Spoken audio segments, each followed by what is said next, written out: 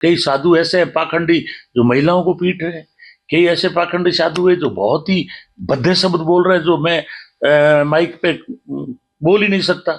कई लोग इस तरह के हैं जो मतलब मर्जी है वैसे लोगों की जो है हालत खराब कर रखी है। एक महिला नहा रही है, वो कह रही है पूरी लेटरिन जो है टट्टी जो है वो पानी के अंदर तैर रही है। क्या क्या हालत कर दी। इसलिए मैं कहूंगा, जनता से अपील करूंगा, हमें साइंस के युग में जीना चाहिए। और पाप धोने की बात कर रहे हो तो फिर तो आप जेल के लोगों को ले जाओ और पाप धो के बरी कर दो। ये सारे जो अंधविश्वास फैलाने का काम कर रहे हैं, हम इसके विरुद्ध में हम कहते हैं आदमी शिक्षित हो, पढ़ा लिखा होगा तो विश्व में हम बराबरी कर पाएंगे। और ये जिस तरह से नौटंकी कर रहे हैं, अंधविश्वास फैला रहे हैं, ठीक है आपकी आस्था है तो आप जाइए, लेकिन आदित्यनाथ जी को वहां पूरी व्यवस्था करनी चाहिए थी। आज कम से कम 100, 150, 200 लोग मर गए हैं, अभी तक ये 30-40 बता रहे हैं। इसकी जांच करनी चाहिए और सबसे पहले मुख्यमंत्री जी को इस्तीफा देना चाहिए। खड़गे साहब की मतलब जूती की बराबरी नहीं कर सकते अर्जुन राम जी। अर्जुन राम जी तो रिटायर होने के बाद आरएसएस के और हाथ जोड़ करके राजनीति कर रहे हैं।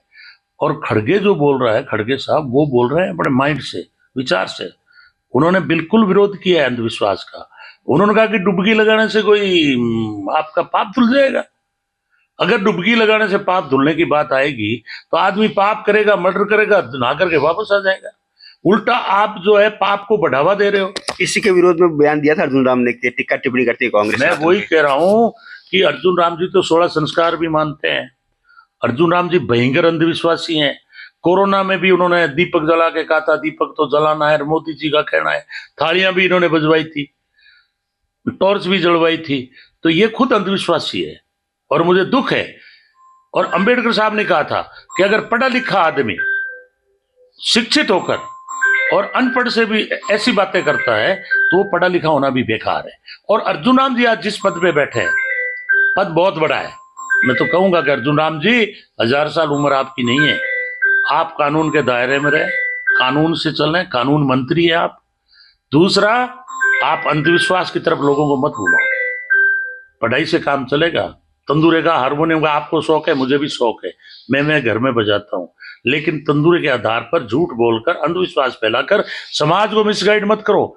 मेघवाल समाज तो वैसे ही भोला है, आप और उसको अंधविश्वास में धकेल रहे हो। शिक्षा की बात नहीं कर रहे हो। और शिक्षा की बात करते हो तो बताओ आपने कितने कॉलेज खोला है। मैंने मेरे क्षेत्र में 3 कॉलेज खोला है। हमारे कार्यकाल के अंदर कम से कम यहाँ 15-20 कॉलेज खोले। आप 20 साल से मंत्री हो, आपने कितने स्कूल खुलवाए, कितने कॉलेज खुलवाए, कितने टीचर्स भर्ती करवाए और कितने संविधान की बात की, कितनी बार साइंस की बात की। अगर डॉक्टर अंबेडकर आपकी तरह चलता तो आज आप कानून मंत्री नहीं होते और मैं कैबिनेट मंत्री राजस्थान सरकार में नहीं रहता। इसलिए मैं कह रहा हूं कि आप खाली मोदी जी का झुनझुना बजा करके समाज को पीछे मत धकेलो। मैं जानता हूं कि मुद्दे में आप सावधान हो, आप इनको भी मूर्ख बना रहे हो। आपको पता है कि अगर मैं संविधान पे बोल गया या कांग्रेस की विकास गाथा बोल गया तो मेरे को ये टिकट नहीं देंगे। ये बातें मैं भी जानता हूं कि आप अंदर से सारी बातें जानते हो, लेकिन इतने भी इनके बहकाव में आके झूठ मत बोलो कि आपको लोग थू थू करें। क्योंकि आज आपकी बाजार में बड़ी मजाक उड़ती है कि भारत का एक एमपी है जो टिकट मिलने के बाद में रूणीचे में जाके तंदूरा बजा के वोट मांगता है। ये परंपरा अच्छी नहीं है। मैं भी तंदूरा बजाता हूँ, मेरे घर में मुझे शौक है संगीत का, और अर्जुन जी मुझे जानते हैं इस बारे में। आज भी मेरे बराबर बैठे तो मैं उनसे अच्छा भजन गा सकता हूँ, लेकिन ये मेरा व्यक्तिगत शौक है। आप भजन गाओ, पर आप स्टेज पे एक कड़ी कह के मूर्ख मत बनाओ और लोगों को अंधविश्वास की तरफ मत धकेलो। ये मेरा आपसे निवेदन है। आगे तो आपकी मर्जी है, क्यों कि आपको तो अभी अंधविश्वास में चलने में फायदा है, इसलिए आप अंधविश्वास की तरफ जनता को धकेलने की चेष्टा कर रहे हो। लेकिन आप खड़गे साहब का आलोचना करके और खुद को अपमानित कर रहे हो। खड़गे साहब का कुछ बिगड़ने वाला नहीं है। वो तो 82 साल के होकर के भी अंबेडकर के रास्ते पे चल रहे हैं, बुद्ध के रास्ते पे चल रहे हैं। वो कह रहे हैं गरीब के साथ अन्याय नहीं होना चाहिए, जाति के आधार पे किसी से छुआछूत नहीं होनी चाहिए, जाति के आधार पर बलात्कार नहीं होना चाहिए। आप खड़गे साहब का मुकाबला नहीं कर सकते। मैं तो चाहूंगा कि आप खड़गे साहब से कुछ सीख लें।